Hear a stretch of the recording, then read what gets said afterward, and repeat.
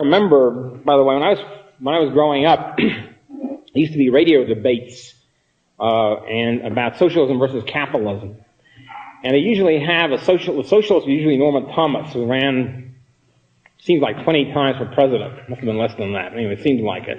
Perennial Socialist Party candidate for president, and the capitalist was always some, well, I guess I shouldn't say dumb, but less than articulate congressman somewhere, right? Republican congressman.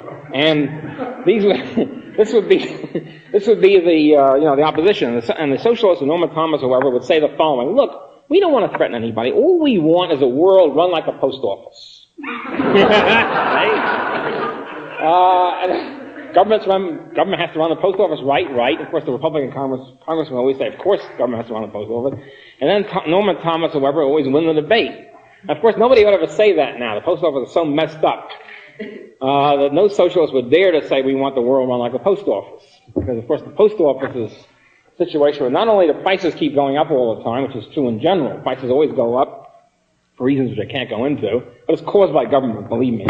Trust me on that. Prices always go up, but also the quality always goes down. At least in private enterprise, the quality of products usually goes up. Computers get better, or TV sets get better, and whatever.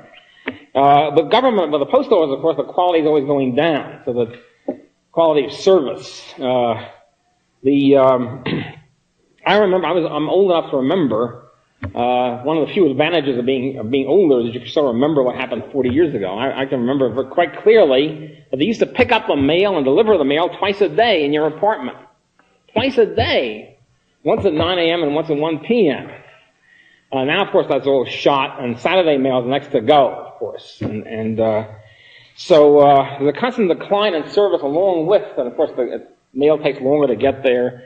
Friends of mine in Canada are tearing their hair out. The postal service is even worse than here.